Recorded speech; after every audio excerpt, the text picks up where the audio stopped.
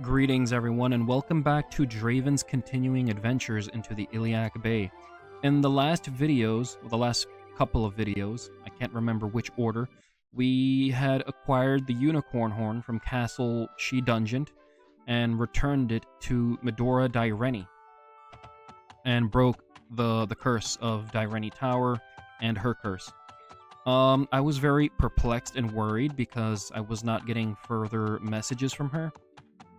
And, you know, this is Daggerfall, and even though it's the Unity version, for some reason I expected a bug of some sort. All we have to do, essentially, is wait for her further. So, while we wait, I'm going to handle a few things. I have some items that I want to identify, and I want to get rid of this gold. I want to deposit this gold into a bank. Maybe a bank in the Rothgarian Mountains, because I think that's where Draven would want to live, right? I think Draven is enchanted with mountains, whether they are in Hammerfell or in High Rock. I think he just loves mountains. So we have to find an identifier. I think he should be upstairs. Yeah, there he is. Tonto, helmet, wand. Enough bargaining. My price is 313 gold pieces. Take it or leave it. Well, we have no other choice. Iron Tonto of life stealing. Okay, let's get some info on that. 0 to 6 points of damage. Condition is worn. Vampiric effects when strikes. So I'm assuming this means we get HP when we get a hit, but it's just a terrible weapon overall. Only the enchantment is good. Wand of the Orc Lord. Cast when held, orc strength. Ooh, maybe that's something we could actually use, right? Because that will buff up Draven's attacks. That's a good enchantment. All right. And leather helmet of good luck. Cast when held, jack of trades. So we have to equip it to get the luck boost. I'm wondering, is it worth it? Let me see. 3 armor rating versus 13. It's a dramatic drop. But is it worth it? Because I don't know what luck exactly does in Daggerfall, but I've seen players with luck, like with decently high luck, and they just get very good equipment. And I don't know if luck manipulates the loot drops, which in turn might make it reasonable to equip, but I'm not sure. So, I don't know if anybody knows about that, but that's what I've seen. That's what luck does, essentially, in Daggerfall. I don't know if I'm right or wrong about that. There's a Fighters Guild. We're in Dwinion, right? So, let's go to another city, right? Get probably a nightly order quest. Deerwood. It's a day away. And then I will go to the Rothgarian Mountains and deposit this money. Because I think we have to wait an in-game month or so. So we have some time to waste. So let's check the map. There's a market square. Good. We can sell some of these items. And that looks like a nightly order building, the way it's shaped. So that's all the way to the south. Alright, that's great. Alright, so let's go to the market square. I want to sell these items. I don't know about the helmet. I don't know if it actually does what I think it does in terms of loot. Because other than that, I can't really imagine what luck would be for. Right? In terms of effects in the Elder Scrolls games. Well, at least in this Elder Scrolls game. Alright, so that's a library, right? Or a bookshop. General store. Let's go to the general store.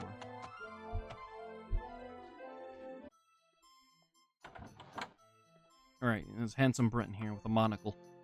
I want to sell some of these books as well. Let's see what books I have in the wagon. The Arrow Shot Woman. I actually want to read that. I don't want to read anything about Queen Baranzaya or her scandalous affairs. Hold on, do we have 2 Devad the Singer books? We do. Right? I think we do. Yeah, so let's get rid of that. Unlycanthropy, History of Daggerfall, Confessions of a Thief. Let's see. Baranzaya, let's get rid of that. Biography of Queen Baranzaya. Yeah, let's more Baranzaya. I'm just not really interested in her. I wonder who King Edward is. I'm somewhat interested in that. So I will get all the parts. I have part 1, but I don't think I have part 2. Redguard's History and Heroes. I'm actually interested in Redguards. I've been looking a lot into Redguard stuff, and they seem really cool. So I think I might read that at the end of the video. Lover's Lament, King Edward, Part 5. Scholar's Guide to Nymphs. Do I have 2 of those? I do. One is green, and one is just... Is there like a difference? That one is 770. No, they're both the same. Hold on. Wait, did I... Yeah, they're both the same. Okay, so let's just sell it. We don't need multiple copies. 717 gold. Look, man, the ripoff. Look at what we're supposed to get. And what's funny is that I don't know how to train mercantile. It's just... I think it's just irritating.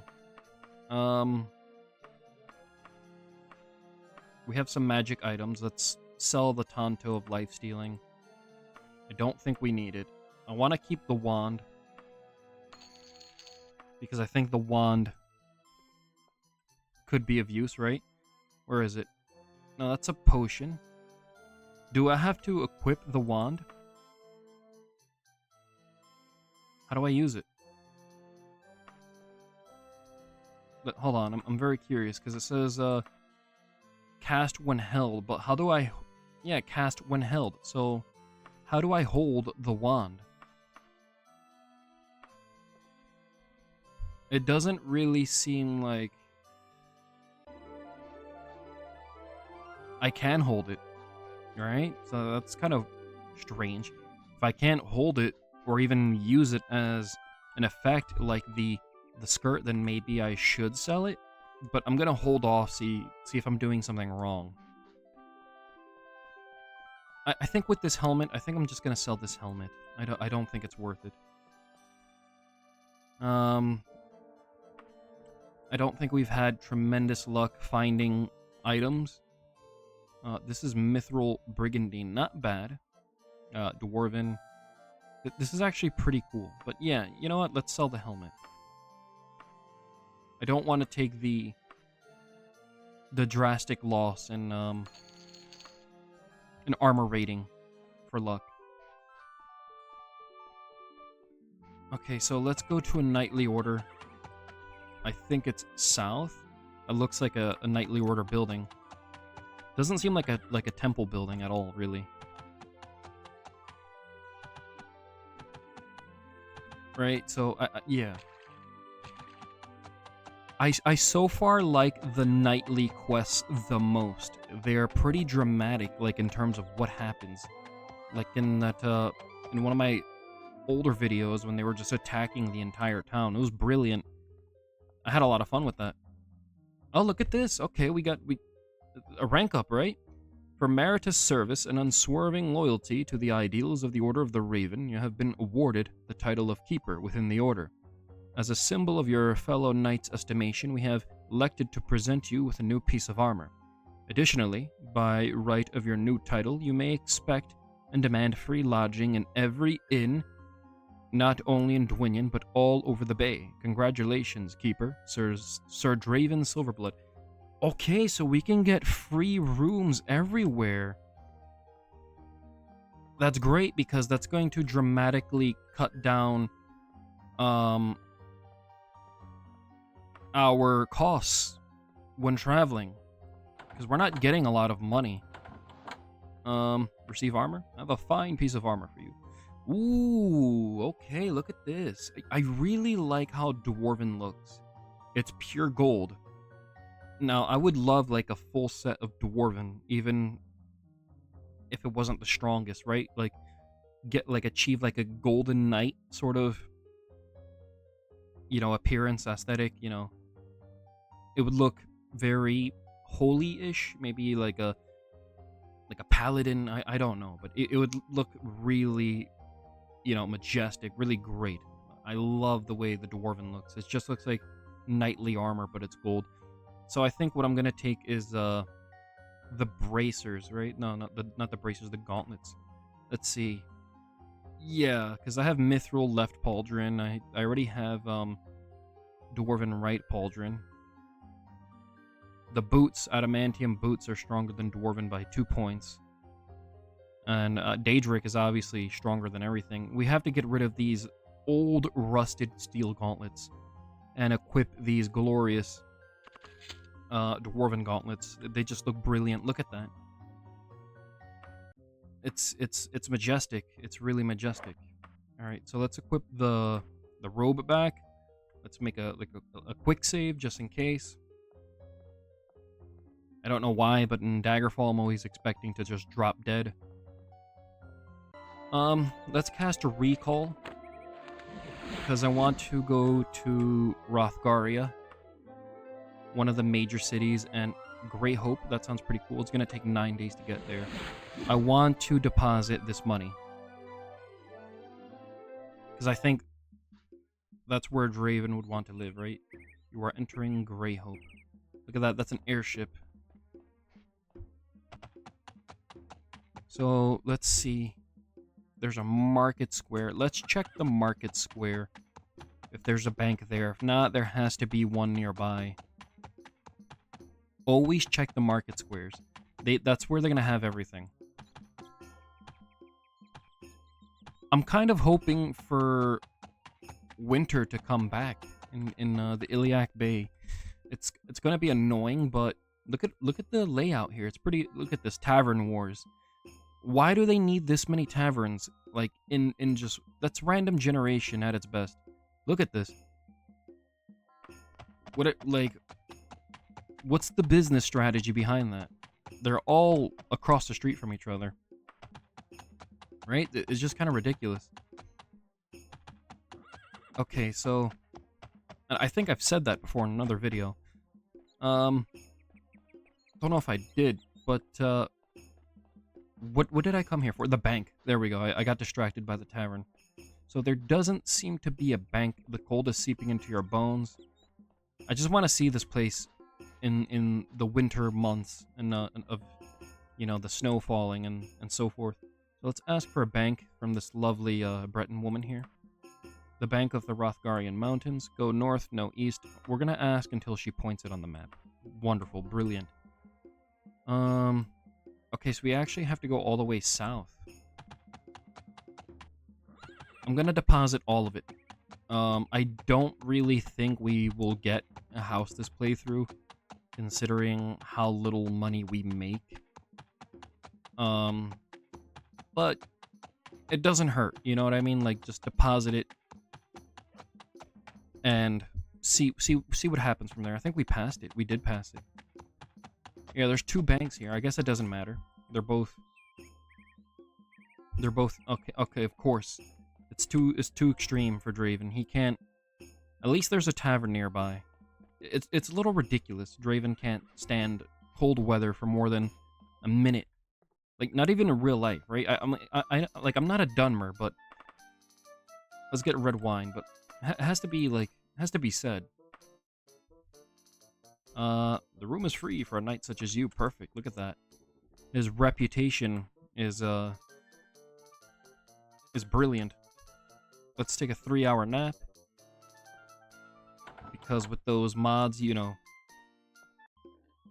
you can never go wrong with, Okay, that didn't make sense. You can never go wrong with sleep.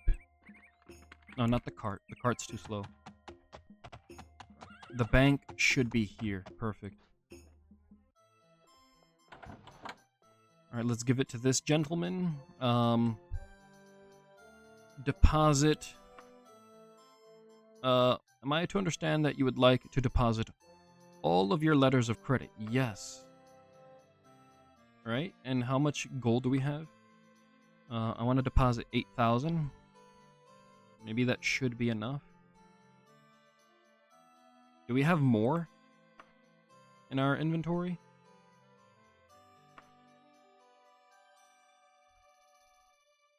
Not bad. We have more in the wagon, right? Yeah. I'm wondering if when we buy the airship, do we need the money within the wagon, like, on us? Or could it be in the bank, and then could we buy the airship doing that? I don't know. I mean, I guess it doesn't matter.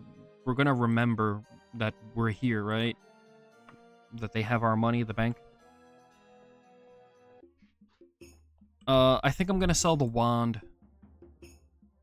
I'm just getting desperate for the airship. I'm drooling thinking about it. So is Draven. I'm pretty sure Draven, with his brilliant facial hair, has drool all over it. I don't think he's wanted anything more than an airship. So who would buy it, right? The general store, right? Where is it? It's here. Let's sell the wand. Look at that. It's a red guard. Okay. I'm gonna sell the arrows. Take the wand. Doesn't seem to help at all. The True Baron's Eye. I thought I sold this. I thought I did. Buy anonymous. I'm pretty sure why it's anonymous with all the scandalous affairs of that queen. 979 gold when we're supposed to get 2,000. I mean, might as well take it. I don't know why rations takes so much inventory space. It's kind of ridiculous. They should have lowered the weight of the rations. Alright, so let's get out of here. I think we could go back to Dwinion and do a quest for the Knightly Order, since we have to wait just a little longer. I think we casted a mark, right? Yeah, we did. I'm wondering...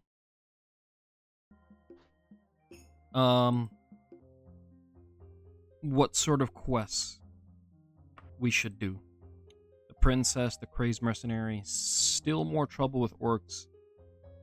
Shambling Bones, Orcish Skirmish, that sounds pretty interesting. A Knight's Tale, I like the sound of that. I like anything to do with orcs. Let's handle some orcs, right? And who knows, maybe that will interview with an orc. Okay, this sounds interesting. The orcs are brutal creatures, as all Dwinion will agree. Very rarely, one or another rises up with a brain surpassing the size of a grapefruit. The racism here, it's really intense. I feel so bad for the orcs, but anyway, wishing to negotiate for a peaceful concession of lands or other territories in which its people may live. Such requests are always suspect, but we entrust one of them to you. Perhaps you may find a way to do some good on this occasion. Yes. The creature has been allocated. The Garefield residence in Bucking Manor. You should arrive within 7 days. But it goes without saying that the family that owns the house wishes the matter to be resolved immediately. No matter what happens, do not slay the orc within. They may be a filthy and cunning race of beasts, but they will use a death of their own to further their barbarous causes. Present the wand, which was previously agreed to be the sign for our negotiator. What happens from there will be your matter to handle. So we have to negotiate with an orc. That's pretty interesting. At the Garefield residence of Bucking Manor. Okay, so let's cast Recall here. I want to handle this as peacefully as we can, because I know later on the orcs are respected. Man, it's really crazy to see that in Daggerfall, what they think about orcs. And I imagine, like, it's definitely better in Morrowind, but do people, like, still think about the orcs that way in Morrowind? I feel so bad for the orcs. So I think it's Bucking... right? Bucking Manor. And then we have to go to the Garefield residence. It's gonna take a day to get there, not too bad. You hear something speaking a different language nearby. That always unsettles me. Alright? Like, what's it speaking? It just could be like Elvish or something. but when you don't really know, it's very eerie, especially in the woods. So let's find the manor. Well, not the manor, the residence. The Garfield residence. Okay, so he won't help. And look at this, it's a centaur. Just out of nowhere attacking in the town. Potion of orc strength. That's an immediate take. Steel claymore, iron staff, ectoplasm. Yeah, we don't need any of that. I hope that's the only centaur that was foolish enough to attack Draven. Wait, we asked this guy, right? Yeah, we did. Okay. So let's ask this lovely Breton. Okay, so nobody has a clue.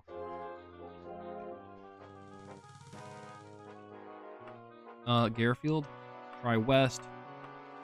Okay, so it's on the map now. Okay, look at that. It's right there. I think I want a quick save just in case something dramatic happens with this orc. Am I missing the building?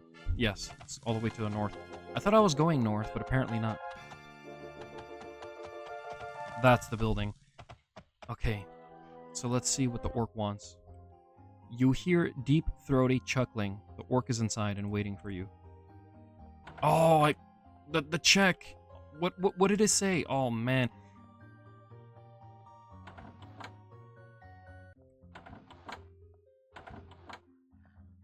Well, we could quick load, right, and read it. I want to quick load and read that. What's the quick load function? F11. Because that's kind of odd, right? What was the check? Like, what did we click? It went by too fast. Right, so this is the manor. Okay, so that's the orc. Orcish check failed. Oh, okay. You present the wand to the orc, not sure how to proceed. It takes it and crushes it with one hand, tossing its remains to the floor. The warrior then begins to ask questions, first roughly, then mockingly. Once it realizes you speak very little of its language, it pulls out its weapon and decides to take a chance for sport. Okay, this was the orc's undoing. I wanted to handle things peacefully, but the orc's a savage. So, you know, unfortunately, they're not going to be handled the way Draven wanted to handle it. The orc warlord lies dead at your feet. Its tribe now has an even greater reason to raid the local region. Oh man, I imagine that's the bad ending, right? That's a terrible way to end the quest, but, you know, he could have been a bit more reasonable, right? There has to be some sort of... Maybe he could have brought, like, a translator. Maybe, I don't know. I'm thinking way too much on it, but, kind of a terrible way to go. Way to handle that quest. I mean, he's the one who started, but it just feels bad. Okay, so it's still locked. We have to report to the order what happened. It was the orc's fault. There's no other way about it. Draven can't be expected to speak orcish. Let's get some food, a royal breakfast, and some ale. Yeah, 12, because it doesn't matter. 4 hours. With that, we could get the mana back. Hopefully they're open by now, because I feel like they're just always closed, right? There we go. Your rest was excellent. Did we fail that quest? Was that considered a failure? Yeah, we have a reputation drop. Wow, that was considered a failure, but that's kind of wild that, you know, it was just all dependent on a check. Right? Like a random skill check? That's ridiculous. Maybe we could do one more quest. A Knight's Tale Orcish skirmish. A recent raid on an orc encampment in Vladulus Hall proved timely. We are informed that the brutes have planned an assassination attempt against Alabor Woodston, a noble within the region of Dwinion. We must prevent this work of destabilization, and the time is far too short to rally the host of knights this matter deserves. Will you go and do the work of an army keeper? Yes. Move quickly. Alabor Woodston will be at the palace in Dwinion. We expect the attack to occur in the night hours in 12 days. Tell me the tale when you return. Okay, so we have to be there in 12 days? It's somewhat of a lengthy quest, right? So we have to go to Dwinion.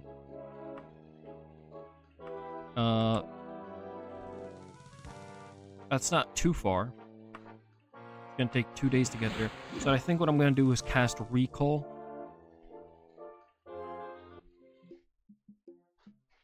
Yeah, and then I think I'm gonna sleep the days away until they attack the palace. Where's the palace? Okay, so it's all the way north.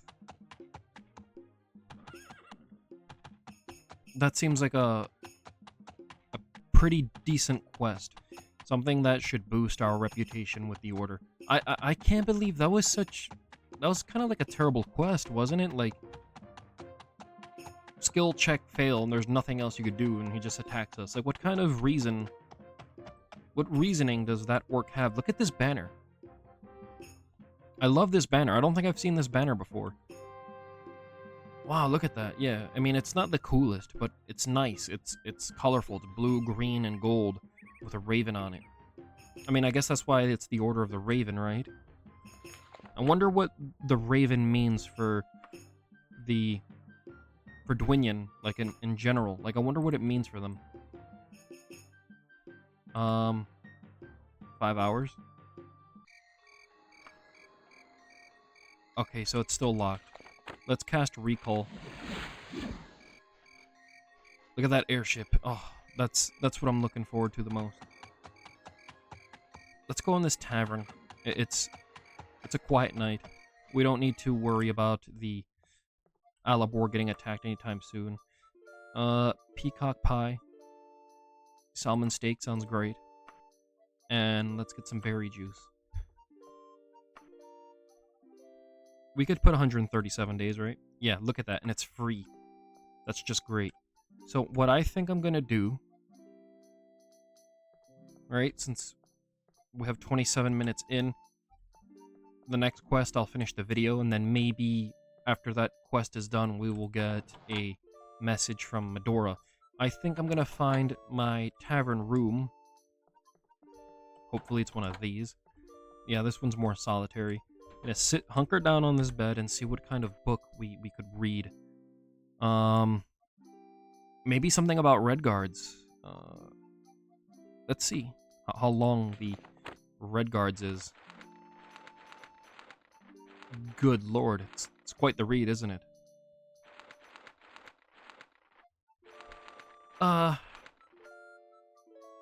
Do I This is like a multi-part you know what? Screw it, right?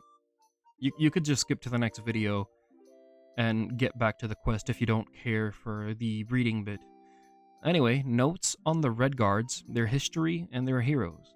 This is a publisher's proof of the initial draft of my book, Red Guards, Their History and Their Heroes.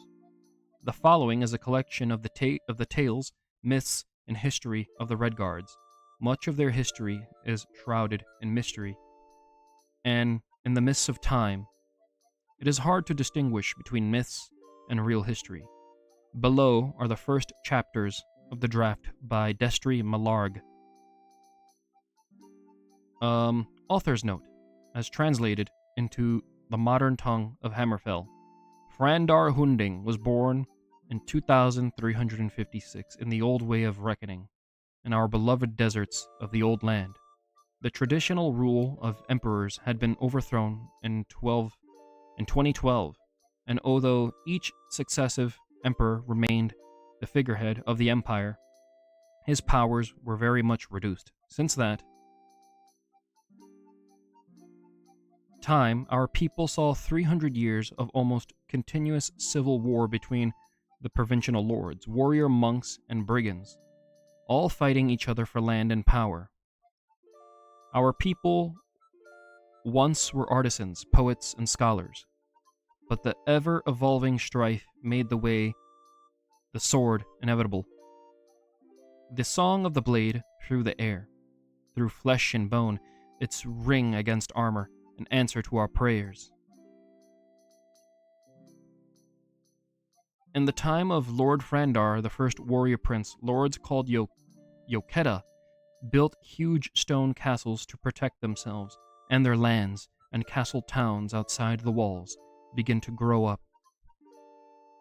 In 2245, however, Mansell Senate came to the fore. He became the Elden Yokeda, or military dictator, and for 8 years succeeded in gaining control of almost the whole empire. When Seznit was assassinated in 2253, a commoner took over the government. Randik Torn continued the work of unifying the empire, which Seznit had begun ruthlessly, putting down any traces of insurrection. He revived the old gulf between the warriors, the sword singers, and the commoners by introducing restrictions on the wearing of swords. Torn's sword hunt, as it was known, meant that only the singers were allowed to wear swords, which distinguished them from the rest of the population. This is kind of like a samurai thing, right? Like, I'm not a samurai history expert. I just generally look at the effectiveness of historical weapons and armor. But didn't they have this thing where it's like only samurais could wear like katanas? It kind of seems like the same way for the Red Guards. I've noticed like Red Guards always have like a little bit of samurai flavor to them. Like obviously they're like Moorish and Arabic and Persian and with a little bit of medieval knightly stuff thrown in because they have knightly orders. But this is like a samurai flavor. With the fact that they could that their swords distinguish them from everyone else.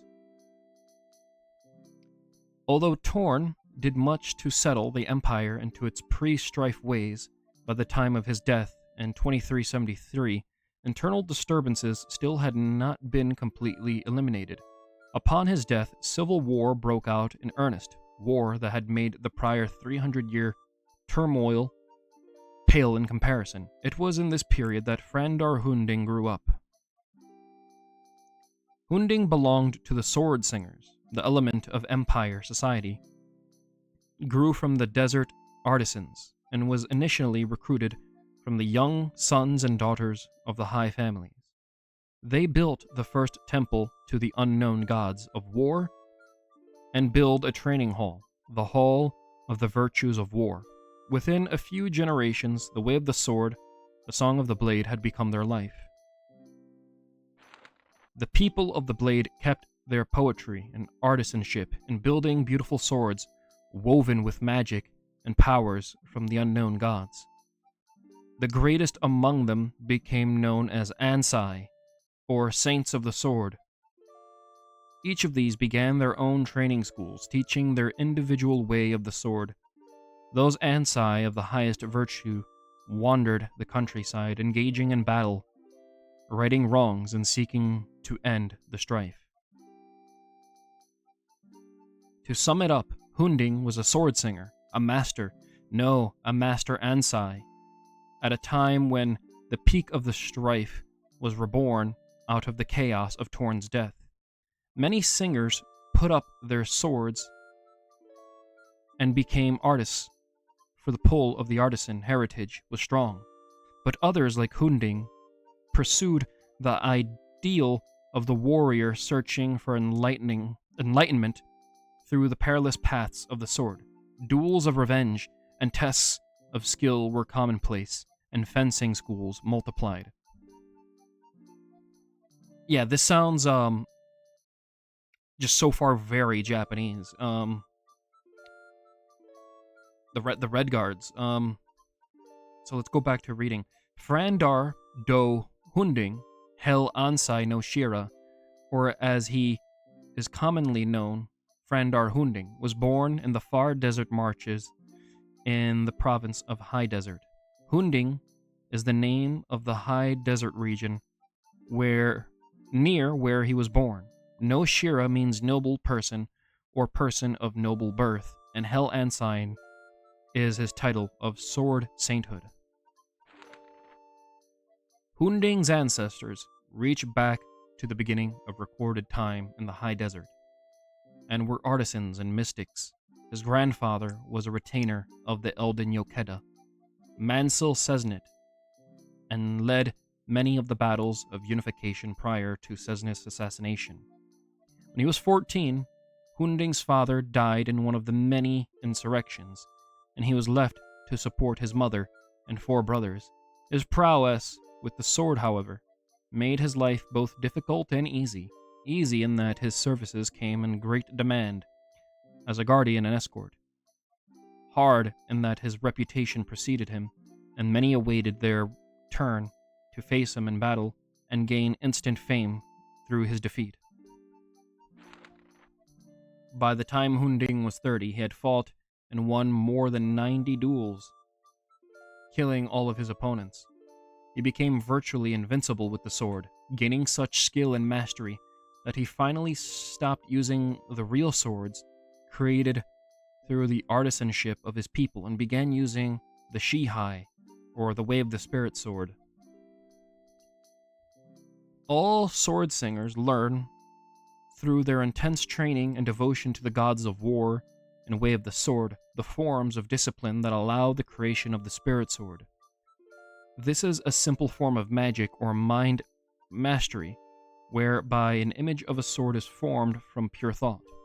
The sword singer forms the sword by concentrating, and it takes shape in his hand, usually a pale thing of light, misty and insubstantial, a thing of beauty, perhaps a symbol of devotion to the way and the gods, but no weapon, however, those Ansai of the highest level and sensitivity, those with talent and magic, can at times of stress form a spirit sword, the Shihai, which is far more than light and air.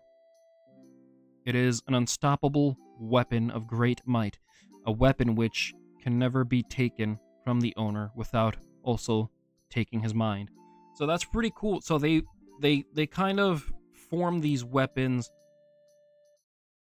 from like a spiritual connection with the blade. Kind of like the samurai. Again, it's very reminiscent of the samurai, but you know, they basically look like lightsabers. All right, like they basically look like lightsabers. They're misty light beam weapons that they form from their minds, and it's a powerful weapon. It's very. I would like to see that actually, like if a future Elder Scrolls game is in Hammerfell. This is kind of like the reason why I think Red Guards are so underrated. I actually really like Red Guards quite a bit. Nords are still my favorite race. I just love, barbarians and so forth. But, Red Guards are really up there. I like this entire concept of them bringing a sword up and from their just own spiritual connections to it. And, it just creates like a very disciplined warrior. I can imagine like a lot of roleplay options for like a Red Guard. The Shihai became Hunding's weapon, and with this he slew bands of brigands and wandering monsters, then infested the land, finally, upon finishing his 90th duel, defeating the evil Lord Yannick and his 7 lich followers. He was satisfied that he was indeed invincible. Hunding then turned to formulating his philosophy of the Way of the Sword. He wrote his learnings down in the Book of Circles, while living as a hermit in a cave in the mountains of High Desert in his 60th year. In that year, Hunding, having enlisted in the many battles of the Empire, defeating all opponents, had thought himself ready for death and retired to his cave to capture his strategy and mystical visions to share with other sword singers. It was after his contemplation of the scroll of the circle that the singers found him composing his death poem and preparing to join the gods of war in final rest. At 60, he was a vigorous man who thought himself through with life. But his people, the sword singers, needed him. They needed him as never before. Torn's sword hunt had separated the singers from the common people, and the rise of the last emperor began the last great strife of the Desert Empire. The emperor and his consort Alyssa's final effort to wrest control of the empire from the people by destroying the sword singers. Hera vowed to search out every singer with his brigand army, composed of orcs and cast-offs of the wars of the empire, and to scourge them from the face of the planet. The sword singers were never a numerous people. The harsh desert kept the births few, and growing up in the unforgiving wastes eliminated all but those of iron spirit and will. Thus the final strife, which became known as the War of the Singers, found the people of the sword unprepared and unready to join together their individually great skills into an army that could defend their homes and lives. Frandar Hunding was sought out, his death poem interrupted, and unceremoniously command of the singers was thrust upon him. To the unknown gods of war, great thanks is owed that Hunding had the time in his cave to write down his years of accumulated wisdom of strategy of the way of the Shihai. The singers fled from their camps up into the desert hills and mountains, fled to the foot of Hatu, the father of mountains, where Hunding had gone to write in peace and to die. And there, these remnants formed into the army of the circle. They learned Hunding's way, his strategies, his tactics, and a final great vision for a master stroke. This is quite the book. Hunding devised a plan of 7 battles leading the armies of Hera further and further into the wilderness to the foot of Hatu, where the final battle could be fought. Hunding called his plan the Hammer and the Anvil, which Hunding's singers would further learn his strategies and tactics, grow strong in the use of the Shihai, and be ready to defeat their opponents in the 7th battle. And thus it was the 6 first battles were waged, each neither victory or defeat, each leading to the next. The larger armies of Hera, following the small army of Hunding, outnumbered 30-1. The singers never faltered from the way. The stage was set. Hera and his army maneuvered to the base of Hatu Mountain, where the hammer blow was delivered. The battle was pitched, and many singers fell that day. Hunding knew that the singers who lived would be few, but Hera and his empire of evil would not live, and so it went. At the end, Hunding and less than 20,000 singers survived the day, but no army of evil was left to pillage and murder. More than 300,000 fell that day on Hatu. Of those who were left to run and live, all were scattered to the 4 winds and organized force no more. The singers packed their lives, folded their tents, mourned their dead, and followed Hunding to the great port city of Arch in the province of Seawind. There Hunding had a flotilla of ships waiting. The singers left their desert for a new land, no longer welcome in their desert empire. They left to be sung about and spoken of in legend. The final great warrior, the singers of Shihai, the Book of Circles, all leaving that land where their virtue was unappreciated. Red with blood they were in the eyes of the gentle citizenry. Never mind that they had saved them from a great evil. The singers vowed to learn new ways as they traveled across the great ocean to their new land, to adopt a new name, but to honor the past. In honor of their final battle, they named their new land Hammerfell and adopted the name Red Guards. In honor to Hunding, the great warrior prince, Each household in Hammerfell has a place by the hearth, an alcove, really just a niche, big enough to hold the scroll, the Book of Circles. So that was actually very interesting. I think that was a book Draven enjoyed, and that's definitely a book I enjoyed. That whole bit about red guards, it was very samurai-ish. There was some knightly flair to it. The spirit swords, the great battles, how every red guard in Hammerfell has, you know, a Book of Circles in their home. They have a very religious connection to their swords. It's very spiritual. They're very refined warriors. I actually really like red guards quite a bit. Maybe I missed something, or maybe I'm just a moron, but I think I missed the part. They fled Yokuda, right? They were cast out. Nobody wanted them there anymore. But didn't it sink? Maybe I'm missing something. I think I am. But my eyes are kind of burning from reading all that. The Daggerfall font is burning into my sockets. So I'm pretty sure I missed a few things. But, well, I don't think I did. Anyway, it doesn't matter. I'm pretty sure I'll register the book in a minute. Anyway, thanks for watching this video. If you stuck around this far along, because I'm pretty sure you liked the book. Yeah, Red Guards are quickly becoming one of my favorite races in the series. But anyway, I'll be back in the next video to finish this quest, and hopefully, you know, get the quest from Medora Direni. But first I want to finish this Knightly Order quest. But anyway, I'll be back with more Draven's adventures into the Iliac Bay.